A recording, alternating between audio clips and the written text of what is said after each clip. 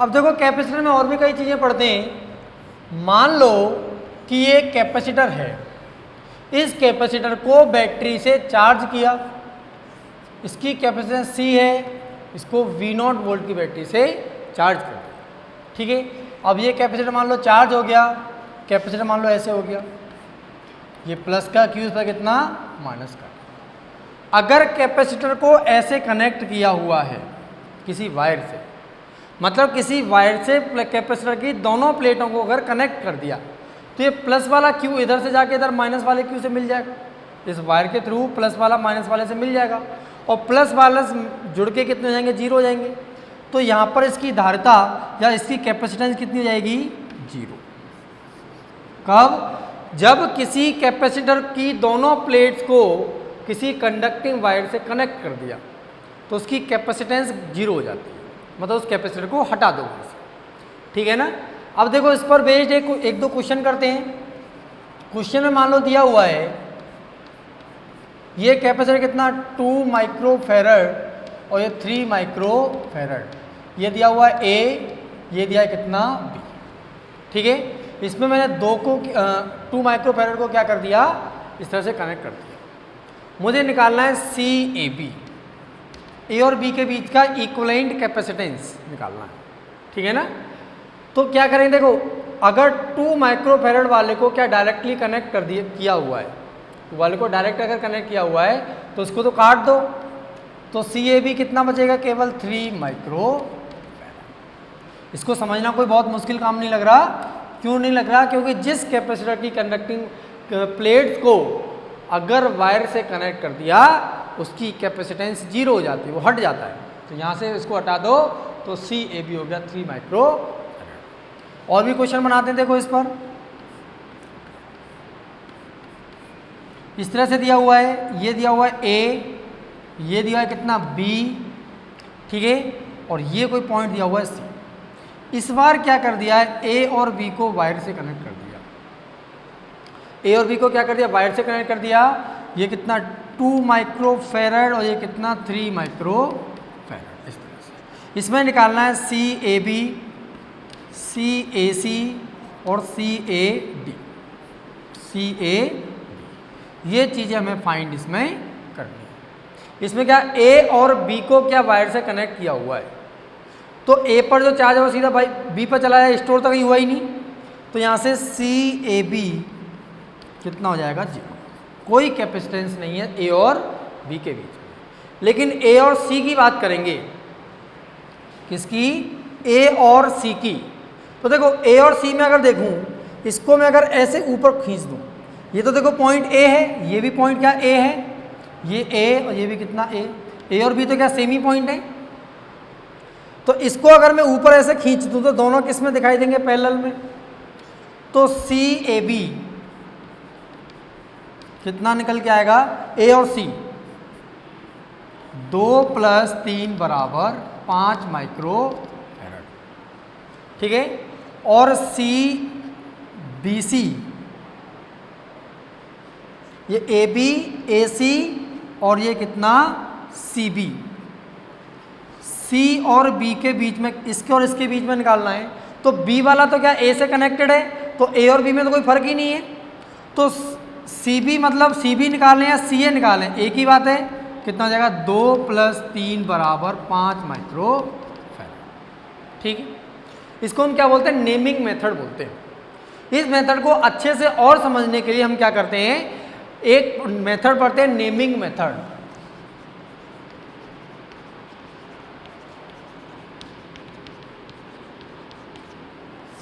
Naming method क्या है, हर faculty के अपने पढ़ाने के तरीके होते हैं।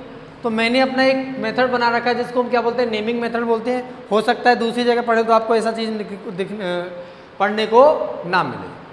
मुझे सिंपल पता है, ये पॉइंट A है, ये पॉइंट B है, ये जो वायर लगे हुए हैं इसका रेजिस्टेंस कितना है, 0। ये जो वायर लगे हैं उनका रेजिस्टेंस 0, ठीक है। अब देखो यहाँ पर A और B के बीच में क्या निकालना, CAB, ये मुझे निकालना है।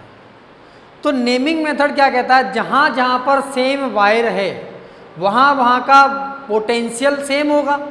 जहाँ जहाँ का वायर है वहाँ वहाँ का पोटेंशियल सेम होगा। तो यहाँ का ये अगर ए है तो ये भी पॉइंट ए हो गया, तो इसका भी पोटेंशियल ये भी ए हो गया, ये भी ए हो गया और ये भी क्या हो गया ए। ठीक, ये बी है तो ये भी कितना हो जाएगा बी, ये भी बी, ये भी बी और ये भी कितना बी। क्या देखो ये बी वाला क्या सीधा वायर से कनेक्टेड है और ये ए वाला भी क्या सीधा वायर से कनेक्टेड है। ठीक है, अब देखो मैं अगर 3 माइक्रोफैरड की बात करता हूँ तो 3 माइक्रोफैरड ए और बी के बीच में है। ये मैंने बना लिया कितना ए और ये क्या बना लिया मैंने बी। तो 3 माइक्रोफैरड है क्या ए और बी के बीच में है, ए और बी के बीच में क्या लगा दिया 3 माइक्रोफैरड। अच्छा 2 माइक्रोफैरड बी और ए के बीच में है तो इसको भी बी और ए के बीच में क्या लगा दिया 2 माइक्रोफैरड। अगला देखते हैं 4 माइक्रोफैरड भी ए और बी के बीच में ही है तो ए और बी के बीच में 4 माइक्रोफैरड और लगा दिया। ये जो सर्किट हमें जो कॉम्प्लेक्स लग रहा था सर्किट, वो सिंपल सर्किट इस तरह से, इसको बस घुमा फिरा के थोड़ा उलझा के इस तरह का सर्किट बनाया हुआ वो इस तरह से दिया हुआ है। तो 3, 2 और 4 किस में है पैरेलल में है तो यहाँ से सी ए बी निकल के आएगा कितना 3 + 2 + 4 माइक्रोफैरड। 3 2 5, 5 4 9, 9 माइक्रोफैरड। ठीक है, ये मेथड हमने किया। अब इस मेथड का अप्लाई करके हम यहाँ पे सॉल्व करते हैं। ठीक है, अब देखो यहाँ मुझे ए और सी के बीच का इक्विवेलेंट कैपेसिटेंस निकालना है। ए और सी के बीच में निकालना है, ये पॉइंट ए है तो ये भी पॉइंट ए, ये भी पॉइंट ए, ये भी पॉइंट ए, ये भी पॉइंट ए, ये क्या बी दिया हुआ था। तो बी और ए तो सेम ही पॉइंट है क्योंकि डायरेक्ट वायर से कनेक्टेड है। बी और ए क्या सेम पॉइंट है। तो ये वाला कैपेसिटर ए और सी के बीच में और ये वाला कैपेसिटर भी ए और सी के बीच में। तो ए और सी के बीच में 2 कैपेसिटर लगे हुए हैं, कितना 2 माइक्रोफैरड और कितना 3 माइक्रोफैरड। ये दिया हुआ है ए, ये दिया कितना बी। बात आ रही समझ में। ये क्या है ए और सी के बीच में, ये भी क्या है ए और सी के बीच में। तो 2 माइक्रोफैरड 2 माइक्रोफैरड कितना हो गया सी ए और सी के बीच में, सी ए सी कितना हो जाएगा 5 माइक्रोफैरड। बता रही समझ में। और ए और बी के बीच में कैपेसिटेंस निकालेंगे तो कितना निकल के आएगा 0 क्योंकि डायरेक्ट वायर से कनेक्टेड है। ए और सी तो सेम ही पॉइंट है। इसको हम क्या बोलते हैं नेमिंग मेथड कहते हैं। इसी पर बेस्ड एक अगला क्वेश्चन और देखते हैं। यहाँ पर भी हमें क्या सी ए बी निकालना है। इसके लिए देखो अगर ये पॉइंट ए है तो ये भी पॉइंट ए है, ये भी पॉइंट ए है, ये पॉइंट ए नहीं है। क्यों नहीं है क्योंकि बीच में कैपेसिटर लगा हुआ है। बीच में अगर कैपेसिटर लगा हुआ है तो दोनों पॉइंट सेम नहीं होंगे क्योंकि दोनों पॉइंट का पोटेंशियल अलग अलग होगा। अच्छा ये पॉइंट अगर बी है, ये पॉइंट बी है, इसका रेजिस्टेंस अगर 0 है वायर का, ये पॉइंट बी तो ये भी पॉइंट कितना बी और ये भी पॉइंट कितना, ठीक है ना। ये सारे पॉइंट बी हो गए। इसको एक अलग नाम देना पड़ेगा क्योंकि ए तो नहीं है, इसको नाम कितना दे दिया सी। अब देखो सी नाम दे दिया, 3 माइक्रोफैरड ए और बी के बीच में है। ये 3 माइक्रोफैरड क्या ए और बी के बीच में, ये हमने बना लिया ए, 3 माइक्रोफैरड लिख लिया, 3 माइक्रोफैरड और क्या आ गया यहाँ पर बी। ए और बी के बीच में 3 माइक्रोफैरड। इसके बाद ऊपर कितना 1 माइक्रोफैरड ले लेते हैं। 2 माइक्रोफैरड किस किस के बीच में, बी और सी के बीच में। बी और सी के बीच में कितना है 2 माइक्रोफैरड। सी और बी के बीच में कितना 4 माइक्रोफैरड। देखो बी और सी के बीच में 2 माइक्रोफैरड और बी और सी के बीच में 4 माइक्रोफैरड। तो बी और सी के बीच में एक कैपेसिटर और है कितना 4 माइक्रोफैरड। और ये 1 माइक्रोफैरड ए और सी के बीच का कैपेसिटेंस है। तो ए और सी के बीच में क्या है 1 माइक्रोफैरड। मुझे निकालना है ए और बी का इक्विवेलेंट कैपेसिटेंस। तो ये 4 और 2 क्या पैरेलल में है, कितने हो जाएंगे ये 6 माइक्रोफैरड। ये 6 माइक्रोफैरड 1 के साथ किस में सीरीज में आ जाएगा क्योंकि यहाँ से सीरीज में हो गया। तो यहाँ से निकालेंगे ये ए से कहाँ पे गए हम, बी पर 3 माइक्रोफेरड, और ए से कहाँ पे गए, ये कितना 1 माइक्रोफेरड, और ये 4 और 2 कितना हो गया 6 माइक्रोफेरड। 6 और 1 किस में है, सीरीज में है, तो ये हो जाएगा कितना 6 into 1/6 plus 1, that is 6/7 microfarad. ये 6/7 और ये 3 किस में है, पैरेलल में है, तो यहाँ से निकलेगा CAB इक्वल टू 6/7 प्लस 3, तो ये हो जाएगा 27/7 माइक्रोफेरड। तो ए और बी के बीच का इक्विवेलेंट कैपेसिटेंस निकल के आया 27/7 माइक्रोफेरड।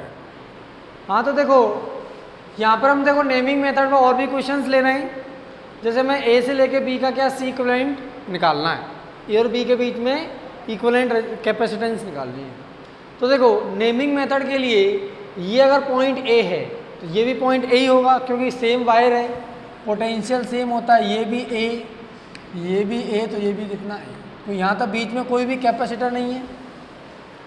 इस पॉइंट को मान लो कितना मान लिया, x मान लिया, तो ये भी x हो जाएगा, ये भी x हो जाएगा, इसको क्या मान लिया, b मान लिया। मुझे a और b के बीच में CAB निकालना है, तो देखो ये 4 माइक्रोफेरड a और x के बीच में लगा हुआ है, 4 माइक्रोफेरड है वो a और x के बीच में लगा हुआ है। ये मैंने कितना मान लिया, a 4 माइक्रोफेरड लगाया, कहाँ पर आगे, x पर। ये 4 माइक्रोफेरड x और a के बीच में लगा हुआ है, तो x और a के बीच में एक और लगा हुआ कितना, 4 माइक्रोफेरड, 4 माइक्रोफेरड, ठीक है। ये हो गया, ये 4 माइक्रोफेरड a और x के बीच में लगा हुआ है, तो a और x के बीच में एक और लगा देते हैं, 4 माइक्रोफेरड, और ये 2/3 माइक्रोफेरड x और b के बीच में लगा हुआ है, तो x और b के बीच में हम क्या लगा देते हैं, 2/3 माइक्रोफेरड, ठीक है। ये 4 माइक्रोफेरड, 4 माइक्रोफेरड, 4 माइक्रोफेरड, ये किस में है, पैरेलल में है, तो तीनों जुड़ जाएंगे, तो तीनों को हटा के कितना हो जाएगा, 4 × 3 12 माइक्रोफेरड, और ये कितना 2/3 माइक्रोफेरड। ये दोनों किस में है, सीरीज में है, तो यहाँ से निकालेंगे CAB इक्वल टू 12 × 2/3 और 12 प्लस 2/3। सीरीज में होते हैं तो C1 C2 कैसे है, C1 × C2/C1 प्लस C2 निकालते हैं। यहाँ से ये हो जाएगा कितना, 12 3 4 4 × 2 8, और नीचे 3 एलसीएम ले लिया, ये 36 प्लस 2 24/38 माइक्रोफेरड। इसको ज़्यादा सॉल्व कर लेंगे, 2 से डिवाइड कर लेंगे, तो कितना हो जाएगा, ये ऊपर 12 और ये कितना हो जाएगा 19 माइक्रोफेरड। तो देखो नेक्स्ट क्वेश्चन देखें, ये a और b के बीच में CAB निकालना है। अब देखो ये a है, तो ये पॉइंट भी कितना a हो गया, ये भी a, ये भी a, और ये भी कितना a हो गया। सेम वायर है, तो जब तक कैपेसिटर नहीं लगा तब तक क्या हम a ही मानेंगे। अब इसमें देखो यहाँ पर ये इस पॉइंट, ये B है, ये पॉइंट क्या है, B है, ये पॉइंट B, लेकिन ये वाला पॉइंट B नहीं है। क्यों नहीं है कि B और इसके बीच में क्या कैपेसिटर लगा हुआ है, तो इस पॉइंट को कुछ और पॉइंट मान लेते हैं, क्या मानते हैं, x मान लेते हैं, ठीक है। तो ये 2 माइक्रोफेरड a और x के बीच में लगा हुआ है, ये पॉइंट मैंने कितना मान लिया, a, 2 माइक्रोफेरड का कैपेसिटर लगा दिया, और क्या आ गया यहाँ पर, x आ गया। x और a के बीच में क्या 2 माइक्रोफेरड है, x और a के बीच में कितना है, 2 माइक्रोफेरड, x और a के बीच में कितना, 2 माइक्रोफेरड। फिर आगे दिया हुआ है देखो ए और बी के बीच में कितना 2 माइक्रोफैरड है, और एक्स और बी के बीच में 2 माइक्रोफैरड है। ध्यान से देखना, ये एक्स और ये कितना बी, एक्स और बी के बीच में कितना 2 माइक्रोफैरड, ये क्या हो गया बी हो गया, और लास्ट में दिया है ए और बी के बीच में कितना 2 माइक्रोफैरड। तो ये रहा ए और ये रहा बी, इसके बीच में भी कितना है 2 माइक्रोफैरड।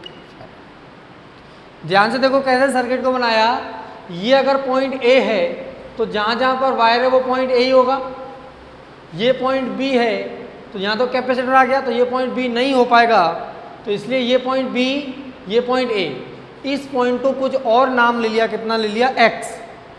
तो ये वाला जो 2 माइक्रोफैरड कैपेसिटर है ये ए और एक्स के बीच में है, तो ए और एक्स के बीच में 2 माइक्रोफैरड, एक्स और ए के बीच में दोबारा से 2 माइक्रोफैरड, एक्स और ए के बीच में दोबारा से 2 माइक्रोफैरड, ये वाला ए और बी के बीच में, ये वाला क्या है ए और बी के बीच में, और ये वाला कितना एक्स और बी के बीच में, एक्स और बी के बीच में। अब देखो ये 2 माइक्रोफैरड और ये 2 माइक्रोफैरड क्या पैरेलल में है, तो ये कितना हो जाएगा दोनों मिलके 4 माइक्रोफैरड। ठीक है, ये 4 माइक्रोफैरड जो 2 माइक्रोफैरड किस में सीरीज में है, तो यहाँ पर हम बनाते हैं क्या 4 माइक्रोफैरड और कितना 2 माइक्रोफैरड सीरीज में है, ये कितना दिया हुआ है 2 माइक्रोफैरड। सीरीज में हमें एक चीज़ पता है, ये पॉइंट ए, ये पॉइंट क्या है बी। क्या पता है कि ये 2 और 2 का डबल क्या है 4, तो इनका आंसर कितना, डबल का 1/3 होता है, दैट इज 4/3। कितना आएगा 4/3। नहीं समझ में आ रहा तो ऐसे कर लो 4 × 2 अपॉन 4 + 2, 4 × 2 अपॉन 4 + 2, तो 8 अपॉन कितना हो जाएगा 6, तो क्या आएगा 4/3 माइक्रोफैरड। तो इन दोनों की जगह पे कितना आ गया 4/3 माइक्रोफैरड, और 2 उसके साथ में क्या पैरेलल में। इसका अगला सर्किट बनाएंगे तो इन दोनों की जगह क्या रखेंगे, ये ए और ये कितना बी, ये हो गया 4/3 माइक्रोफैरड, और ये कितना दिया है 2 माइक्रोफैरड। तो यहाँ से सी ए बी हो जाएगा, सी ए बी कितना हो जाएगा 4/3 + 2, तो ये आया कितना 3 × 2 6, 6 और 4 10, ये हो गया 10/3 microfarad C A B. C A B कितना निकल गया 10/3 माइक्रोफैरड। नेक्स्ट क्वेश्चन देखते हैं। देखो इस क्वेश्चन में अगर ये पॉइंट ए है तो ये भी ए और ये भी जुड़ा हुआ, तो ये कितना हो गया ए हो गया। ये पॉइंट बी है तो ये वाला भी पॉइंट कितना बी हो जाएगा, ये भी पॉइंट बी हो जाएगा, ये बी ये बी ये बी, इस तरह से। ये 5 माइक्रोफैरड क्या ए और बी के बीच में लगा हुआ है, और ये वाला 10 माइक्रोफैरड ए और बी के बीच में लगा हुआ है। ध्यान से देखो, ये 5 माइक्रोफैरड ए और बी के बीच में, ये 10 माइक्रोफैरड ए और बी के बीच में, तो हम क्या लगाएंगे ए और बी के बीच में कितना 5 माइक्रोफैरड, और ए और बी के बीच में कितना 10 माइक्रोफैरड। ये दिया कितना ए, ये दिया कितना बी, और दोनों ही किस में है पैरेलल में है। पैरेलल में क्या 10 और 5 15, 15 माइक्रोफैरड किसके बीच में ए के और बी के। तो जहाँ से सी ए बी कितना आ जाएगा 15 माइक्रोफैरड।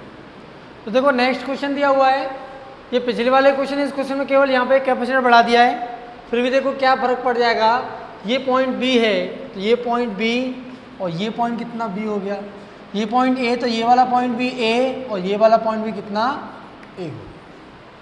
ये 12 माइक्रोफैरड है, ये क्या ए और बी के बीच में लगा हुआ है, तो यहाँ पे हमने क्या मान लिया ए मान लिया, और क्या मान लिया ये बी, कितना 12 माइक्रोफैरड। ये बी और ए के बीच में 12 माइक्रोफैरड, बी और ए के बीच में कितना 12 माइक्रोफैरड, और ये ए और बी के बीच में कितना 12 माइक्रोफैरड, तो ये ए और बी के बीच में कितना 12 माइक्रोफैरड। ठीक है, तो यहाँ से हमें क्या सी ए बी निकालना है, तो सी ए बी के लिए 12, 12 और 12 तीनों क्या पैरेलल में है, तो यहाँ से सी ए बी निकल के आएगा 3 गुणा 12, 36 माइक्रो फैराड। ठीक है, अगला क्वेश्चन देखो। इस क्वेश्चन में हमें क्या सी ए बी ही फाइंड करना है, सी ए बी ये निकालना। ठीक है, इस पॉइंट को हम क्या एक्स मान लेते हैं, तो सी और सी में कंफ्यूजन हो जाती है, एक्स मान लिया। अब देखो यहाँ से देखें ये पॉइंट बी है, तो ये वाला भी पॉइंट कितना बी होगा, ये वाला भी पॉइंट कितना बी होगा, और ये वाला पॉइंट कितना बी होगा, क्योंकि देखो यहाँ क्या सेम वायर से कनेक्टेड हैं सारे, तो हर पॉइंट का पोटेंशियल सेम होगा। इसको पॉइंट बी माना, तो सारे पॉइंट को मैंने कितना मान लिया बी। ये पॉइंट ए, तो ये वाला पॉइंट कितना ए, ये वाला पॉइंट ए, ये भी ए और ये भी कितना ए, क्योंकि बीच में कहीं भी कैपेसिटर नहीं है। अब देखो ये 30 माइक्रोफैराड है, ये ए और बी के बीच में है। ये 30 माइक्रोफैराड किसके बीच में, ए के और बी के। ये 30 माइक्रोफैराड बी और ए के बीच में, बी और ए के बीच में कितना 30 माइक्रोफैराड, और अगला भी 30 माइक्रोफैराड ए और बी के बीच में, तो अगला भी 30 माइक्रोफैराड कितना है ए और बी के बीच, 30 माइक्रोफैराड। तो ये 30 माइक्रोफैराड 30 माइक्रोफैराड 30 माइक्रोफैराड क्या पैरेलल में है, तो कितना हो जाएगा सी ए बी बराबर 3 गुणा 30 हो जाएगा कितना 90 माइक्रोफैराड। हाँ तो बच्चों अब देखो हम क्या पढ़ने वाले हैं, व्हीट स्टोन ब्रिज। ऐसा आपने करंट इलेक्ट्रिसिटी में पढ़ा था, किसके लिए, रेजिस्टेंस के लिए। तो रेजिस्टेंस के लिए जब हमने व्हीट स्टोन ब्रिज पढ़ा था, तो उस टाइम पर हमने क्या किया, व्हीट स्टोन ब्रिज जो पढ़ा था उस टाइम पर हमने क्या किया था, रेजिस्टेंस लिए थे। अब हम क्या लेंगे, कैपेसिटर लेंगे। कैपेसिटर में देखो यहाँ पर हमने इस तरह से कैपेसिटर लिए हुए हैं, ये सेकंड कैपेसिटर, ये थर्ड, और ये कितना फोर्थ कैपेसिटर। इसकी कैपेसिटर माने थे कितना P, इसकी Q, इसकी कितनी R, इसकी कितनी S। ठीक है, यहाँ पर हम एक कैपेसिटर और ले रहे हैं, इसको हम क्या मान लेते हैं, G मान लेते हैं। क्या मान लिया इसको, G। अगर ये बैलेंस व्हीट स्टोन ब्रिज है, बैलेंस व्हीट स्टोन ब्रिज का मतलब P अपॉन Q किसके बराबर है, R अपॉन S। अगर ये बैलेंस व्हीट स्टोन ब्रिज है, P अपॉन Q किसके बराबर है, R अपॉन S के, तो इसका मतलब क्या है कि देखो जब रेजिस्टेंस होते तो इस ब्रांच में करंट जीरो होती थी, और अगर कैपेसिटर है तो इस ब्रांच में चार्ज जीरो होगा। मतलब यहाँ पे क्या लिखेंगे, charge on G will be zero. अगर P अपॉन Q किसके बराबर है, R अपॉन S के इक्वल है, तो इस कैपेसिटर पर कोई चार्ज स्टोर नहीं होगा। अगर ये पॉइंट A मान लेते हैं, ये क्या मानते हैं B, और इन दोनों को हमने क्या किया, बैटरी से कनेक्ट किया हुआ है। ए और बी को किससे, बैटरी से कनेक्ट किया हुआ है, ये पॉजिटिव नेगेटिव। तो इस G पर कोई भी चार्ज नहीं आएगा। ना आने का कारण क्या है, ये कोई पॉइंट मान लेते हैं कितना, x मान लेते हैं, कोई पॉइंट मान लेते हैं y, तो x और y का पोटेंशियल डिफरेंस जीरो होता है, या बोले हम x और y का पोटेंशियल सेम होता है। पोटेंशियल सेम है इन दोनों का, तो पोटेंशियल डिफरेंस G कैपेसिटर के अक्रॉस जीरो हो जाता है, और पोटेंशियल डिफरेंस जीरो तो Q equal to C V, V zero तो चार्ज भी कितना जीरो हो जाएगा। ठीक है, व्हीट स्टोन ब्रिज को कई बार हमें P Q R S समझ में नहीं आते, कौन सा P है, कौन सा Q है, कौन सा R, कौन सा S। तो यहाँ से अगर हम देखें, हमें पता है P अपॉन Q किसके बराबर है, R अपॉन S के।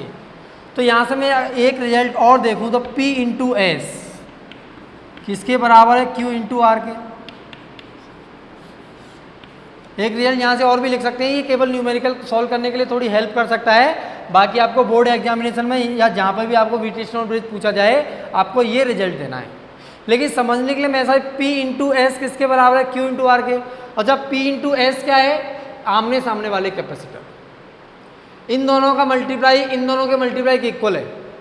P और S का मल्टीप्लाई Q और R के इक्वल है, मतलब क्रॉस वाले कैपेसिटर का मल्टीप्लाई सेम है। तो हम बोल सकते हैं क्या कि ये व्हीटस्टोन ब्रिज क्या है, बैलेंस्ड व्हीटस्टोन ब्रिज है। तो ये क्या है, बैलेंस्ड व्हीटस्टोन ब्रिज है। ठीक है, अब देखो इसको देखते हैं। तो ये C अपॉन सी, P upon Q, R upon S हो जाएगा। ये हो गया कितना P, ये हो गया कितना Q, ये R और ये कितना S। P upon Q, R upon S, P upon Q बराबर R अपॉन एस। बैलेंस के लिए होता है। जब P अपॉन क्यू कितना है, P कितना है C, Q भी कितना है C, तो कितना 1 हो गया। जब R अपॉन एस करेंगे तो R upon S, C upon C, ये भी कितना हो जाएगा 1। तो P अपॉन क्यू भी 1, R अपॉन एस भी कितना 1। तो यहाँ से P अपॉन क्यू किसके बराबर है, R अपॉन एस। ऐसा है तो इस कैपेसिटर पर कोई चार्ज स्टोर नहीं होगा, और इस कैपेसिटर पर अगर कोई चार्ज स्टोर नहीं है तो यहाँ इस कैपेसिटर को हटा दें तो कोई फर्क नहीं पड़ेगा। इस कैपेसिटर को यहाँ से हटा देंगे तो सर्किट डायग्राम देखो कैसा बन जाएगा। ये A,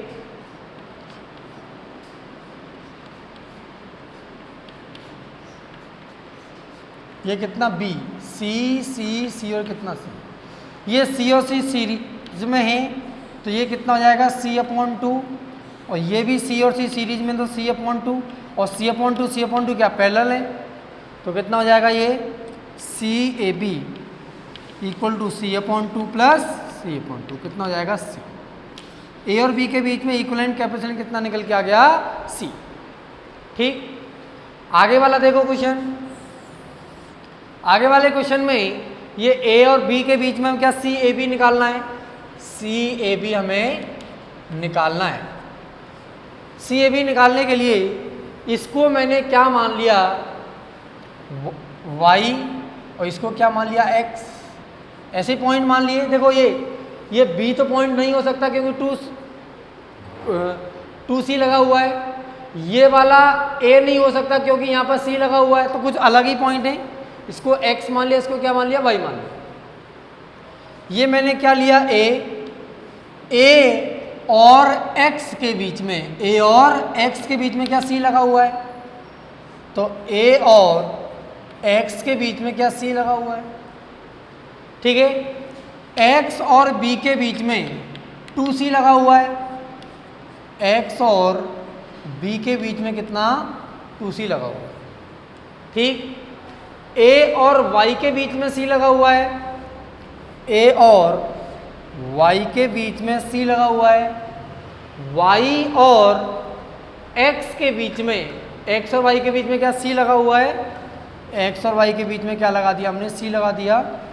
और X और B नहीं, ये तो लगा दिया, Y और B के बीच में कितना 2C लगा हुआ है, Y और B के बीच में कितना 2C लगा हुआ है, ये कितना C।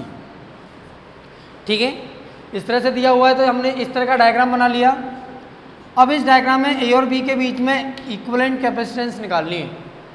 तो इक्विवेलेंट कैपेसिटेंस निकालने के लिए क्या करेंगे, यहाँ पर देखो क्रॉस का मल्टीप्लाई करके देख लें, C इंटू 2C स्क्वायर, और ये 2C इंटू C कितना हो गया 2C स्क्वायर। तो इन दोनों का मल्टीप्लाई और इन दोनों का मल्टीप्लाई इक्वल है, तो यहाँ से इस कैपेसिटर को हटा देंगे। दूसरा तरीका हमारे पास जो सबसे प्रेफरेबल तरीका वो क्या, P, ये कितना Q, ये कितना R और ये कितना S, P Q R S। तो यहाँ से देखो P अपॉन Q निकालते हैं, P कितना है C, Q कितना है 2C, 1/2 हो गया। R अपॉन S निकालेंगे तो R कितना है C, S कितना है 2C, तो ये भी कितना हो गया 1/2। तो P अपॉन Q भी 1/2 आ रहा है, R अपॉन S भी कितना 1/2 आ रहा है। इसका मतलब कि P अपॉन Q किसके बराबर है, R अपॉन S। तो यहाँ पर व्हीटस्टोन ब्रिज का बैलेंस है। अगर बैलेंस व्हीटस्टोन ब्रिज है तो हम क्या करेंगे, C को हटा देंगे। तो देखो ये C और ये 2C, C और 2C क्या सीरीज में हो गया होगा, ये हट जाएगा तो ये हो जाएगा कितना 2C अपॉन 3। कई बार बता दिया है C का डबल 2C, और सीरीज में तो कितना आएगा डबल वाले का 1/3, और यहाँ पर भी कितना आएगा 2C अपॉन 3। और 2C अपॉन 3 किसमें पैरेलल में हो गए, तो यहाँ से CAB निकल के आएगा कितना 2C upon 3 plus 2C upon तो ये हो जाएगा कितना 4C/3। ए बी के बीच में इक्विवेलेंट कैपेसिटेंस निकल के आया 4C/3। हाँ तो देखो अब हमारे पास नेक्स्ट क्वेश्चन दिया हुआ है। इस क्वेश्चन में सारे कैपेसिटर कितना C दिए हुए हैं और हमें CPS निकालना है, मतलब P और S के बीच में इक्विवेलेंट कैपेसिटेंस, और CPQ मतलब P और Q के बीच में इक्विवेलेंट कैपेसिटेंस। तो सबसे पहले हमें CP और S के बीच में निकालना है, इसके और इसके पॉइंट के बीच में इक्विवेलेंट कैपेसिटेंस निकालनी है। उसके लिए देखो हम क्या करेंगे, यहाँ इसका हम एक सर्किट अलग से बना लेते हैं जो हमें थोड़ा सा इजी लगे, जिससे हम समझ पाएंगे कौन से पैरेलल में कौन से सीरीज में और कहाँ पर व्हीटस्टोन ब्रिज लग रहा है। इस डायग्राम में तो हमें कुछ भी समझ में नहीं आ रहा, इसके लिए हम डायग्राम बनाते हैं। यहाँ पे देखो मैंने क्या मान लिया P, ठीक है, ऊपर क्या है Q दिया हुआ है, C, P और Q के बीच में C लगा दिया, इसको टिक कर देते हैं, ठीक है। Q के बाद Q और R के बीच में क्या C लगा हुआ है, Q और ये कितना R, इसके बीच में भी C लगा हुआ है। P और R के बीच में क्या C लगा हुआ है, P और R के बीच में भी C लगा हुआ है। ये तीनों कैपेसिटर हमने लगा दिए। अब S पॉइंट को इसके बाहर निकाल लेते हैं। S पॉइंट को मान लो मैं यहाँ मान लेता हूँ, ठीक है। तो देखो ये तीनों कैपेसिटर हमने लगा दिए। Q और S के बीच में C लगा हुआ है, Q और S के बीच में C लगा हुआ है, Q और S के बीच में कितना C लगा हुआ है, C। S और R के बीच में कितना C लगा हुआ है, S और R के बीच में कितना C लगा, ठीक है। और P और S के बीच में C लगा हुआ है, ये P और S के बीच में C लगा हुआ है। ये सारे कैपेसिटर ऐसे लगे हुए हैं। इस तरह से मैंने नेमिंग मेथड से इसका दूसरा डायग्राम बना लिया। अगर आप इस डायग्राम को ध्यान से देखें तो मैं अगर इस S पॉइंट को उठाकर इधर ले जाऊं ऐसे करके, इसको ऐसे पलट दूं, इसको जैसे मान लो मैंने इस कैपेसिटर को हटा दिया, अब मैं इस पॉइंट को उठाकर इधर पटक दूं तो क्या ऊपर वाला डायग्राम बन जाएगा। इस पॉइंट को उठाकर अगर ऐसे करके इधर पलट दिया तो ऊपर वाला डायग्राम बन जाएगा। केवल क्या बचेगा, P और S के बीच में C मैंने हटाया था, वो नीचे लगा दिया। P और S के बीच में क्या लगा दिया, C लगा दिया। अब ऊपर वाले डायग्राम को अगर हम ध्यान से देखें तो देखो ये P, ये Q, ये R और ये S, P Q R S, और ये क्या है G, ये C और C, सारे कैपेसिटर C हैं। तो क्या बैलेंस व्हीटस्टोन ब्रिज हो जाएगा ये। इसका मतलब इसको हटा देंगे। कैसे हटाएंगे, C और C का मल्टीप्लाई C², ये C और C का मल्टीप्लाई कितना C², तो इसको हटा देंगे। ये अगर हमने हटा दिया तुम्हारा ऊपर देखो दोबारा से डायग्राम बना लेते हैं। ये कितना P और Q के बीच में C लगाया, Q और S के बीच में C लगा दिया, Q और S के बीच में C लगा दिया, P और R के बीच में C, P और R के बीच में C, R और S के बीच में C, R और S के बीच में C, और P और S के बीच में C। ये P था, P और S के बीच में क्या लगा दिया हमने, C लगा दिया। ये C और C क्या सीरीज में है, ये कितने हो गए C/2। ये C और C सीरीज में है, ये भी कितना हो गया C/2। C/2 और C क्या पैरेलल है, तो यहाँ से PS निकल के आएगा C/2 plus C/2 plus C, तो आंसर कितना आ गया 2C। तो P और S के बीच में इक्विवेलेंट कैपेसिटर कितना है, 2C दिया हुआ है, ठीक है। अगला देखो, इस क्वेश्चन में हमें क्या CPQ निकालना है, मतलब ये P और ये Q, इन दोनों के बीच में P और Q के बीच में इक्विवेलेंट कैपेसिटर निकालना है, ठीक है। तो देखो P और S के बीच में क्या C लगा हुआ है, ये मैंने क्या मान लिया P, पहले P और R के बीच में लगाते हैं, P और R के बीच में C, P और R के बीच में C, R और Q के बीच में C, R और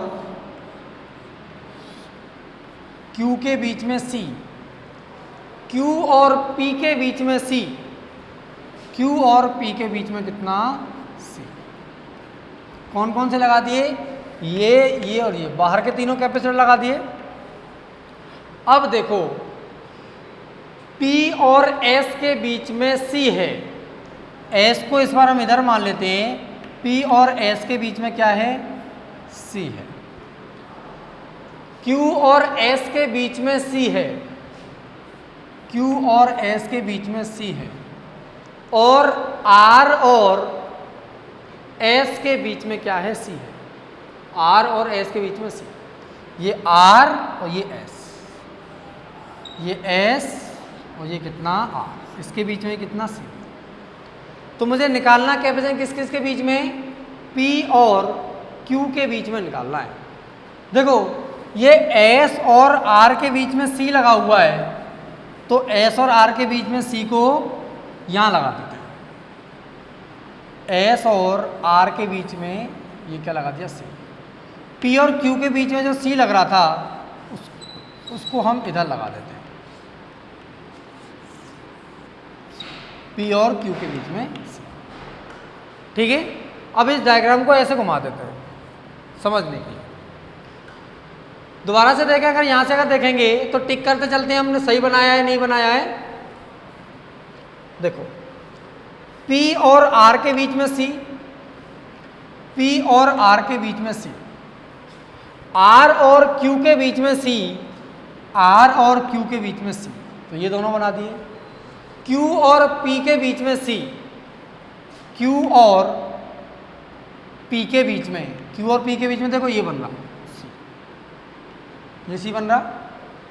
अब देखो P और S के बीच में C, P और ये क्या है S, P और S के बीच में C, S और Q के बीच में C, तो S और Q के बीच में कितना C, और S और R के बीच में, तो S और R के बीच में C। तो इस तरह से डायग्राम बन गया।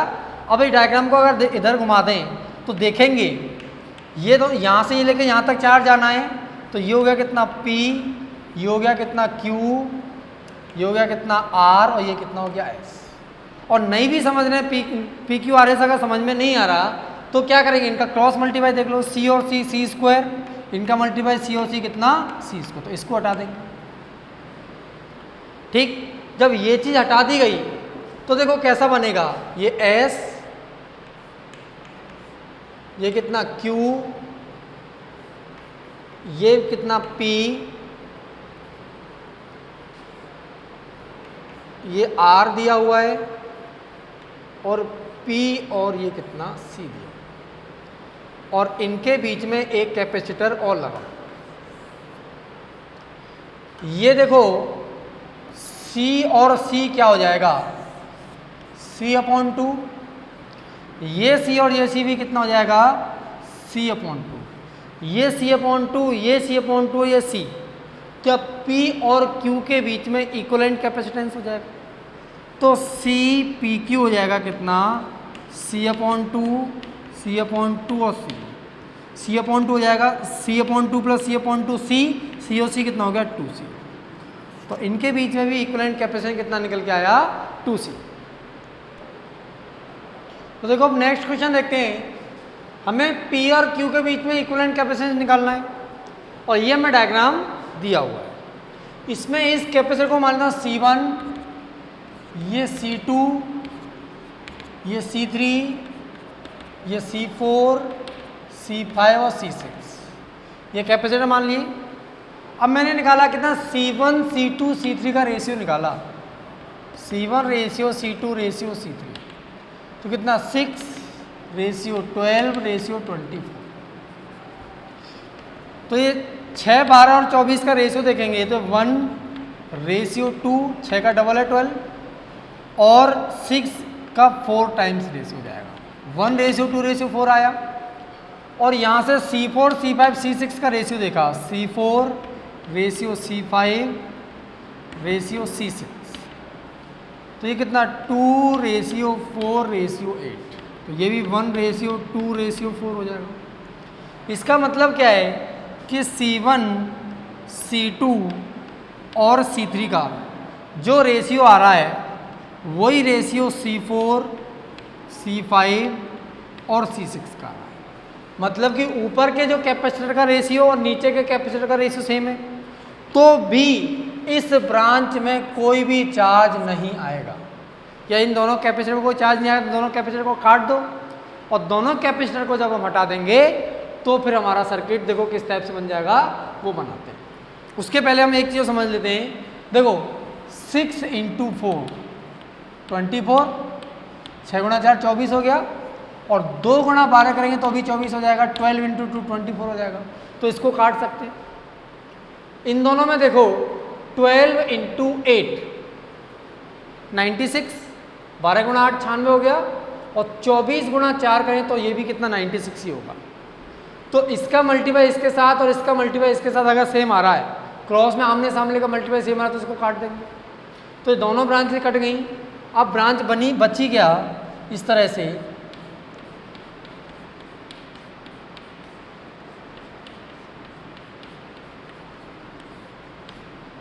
ये P, ये Q, ये कितना दिया है 6 माइक्रोफेरड, 12 माइक्रोफेरड, 24 माइक्रोफेरड, ये कितना दिया है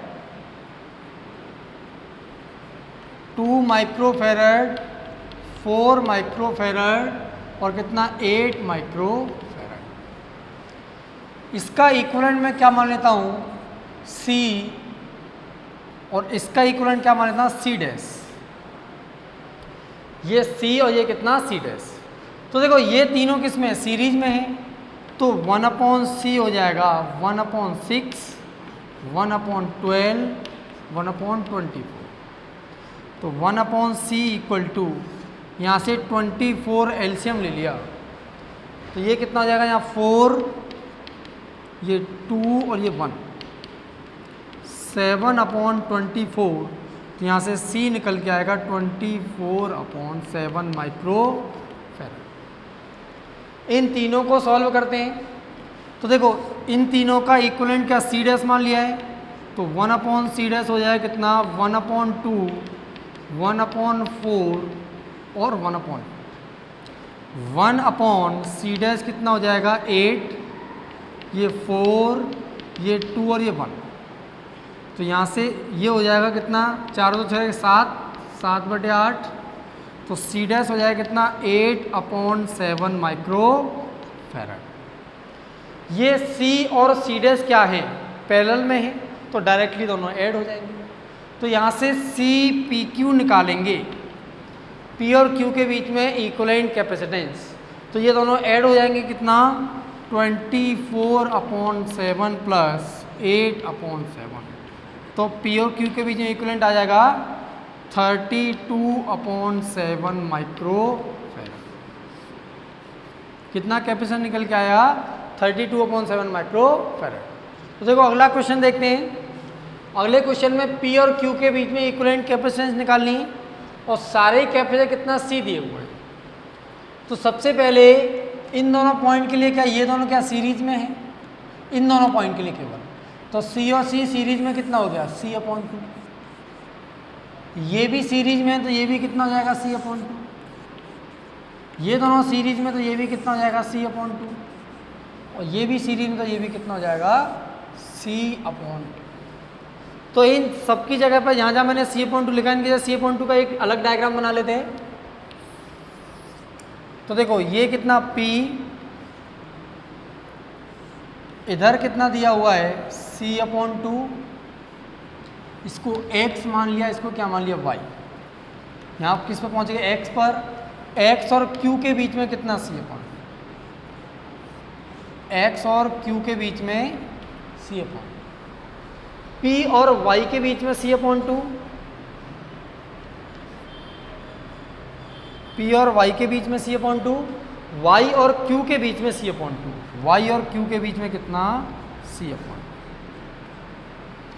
और देखो P और Q के बीच में C और C लगे हुए हैं, यहाँ पर C लगा हुआ है, यहाँ पर C लगा हुआ है, C C, और इधर भी कितना C लगा हुआ है और नीचे भी कितना C लगा हुआ है। ठीक है, केवल हमने इन चारों को क्या कर दिया, चेंज कर दिया। ठीक है, अब देखो अगर मैं इन तीनों को ढक लूँ तो ऊपर वाला डायग्राम क्या बीट स्टोन ब्रिज बन रहा है, और ऊपर वाले डायग्राम में ये C/2 और C, ये C/2 ये कितना C, इसका मल्टीप्लाई इसके साथ, इसका मल्टीप्लाई इसके साथ सेम आ रहा है, या फिर C/2 डिवाइडेड बाई C/2 1 और C डिवाइडेड बाई C 1, तो इस कैपेसिटर को यहाँ से हटा देंगे। और ऊपर वाले को अगर मैं ढक लूँ तो नीचे क्या दिखा रहा है, C/2 और C/2, ये P Q ये R और ये S, C/C 1, C/2 और C/2 कितना 1, या फिर मल्टीप्लाई से समझें C into C/2, C²/2, C into C/2 कितना C²/2, तो इसको भी हटा देंगे। तो ये दोनों ही कैपेसिटर कट जाएंगे। क्यों कट जाएंगे, क्योंकि दोनों कैपेसिटर के लिए व्हीटस्टोन ब्रिज यहाँ पर बैलेंस है, और बैलेंस है तो इन कैपेसिटर पर कोई चार्ज स्टोर नहीं हो रहा, और चार्ज नहीं स्टोर होता और कैपेसिटर का कोई काम नहीं है, कैपेसिटर को दोनों को हटा दिया। अब दोनों कैपेसिटर को हटाएंगे तो देखो क्या डायग्राम बनेगा, ये P, ये C और C,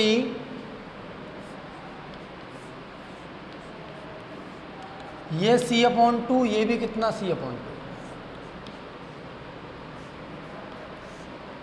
ये C/2, ये भी कितना C/2, वो P था और ये कितना Q। ये C/2 और C/2 क्या सीरीज में है, अगर ये सीरीज में है तो ये कितना जाएगा C/4, ये दोनों सीरीज में तो कितना जाएगा C/2, और नीचे का कितना हो जाएगा C/4, और ये तीनों किस में है, पैरेलल में है। तो यहाँ से हम निकालेंगे कितना C P और Q के बीच का, तो C/4, C/2 और C/4, तो 4 एलसीएम ले लिया, C plus 2C plus C और 2C 3C और C 4C/4, तो आंसर कितना निकल के आएगा C। तो P और Q के बीच में इक्विवेलेंट कैपेसिटर कितना निकल के आया C।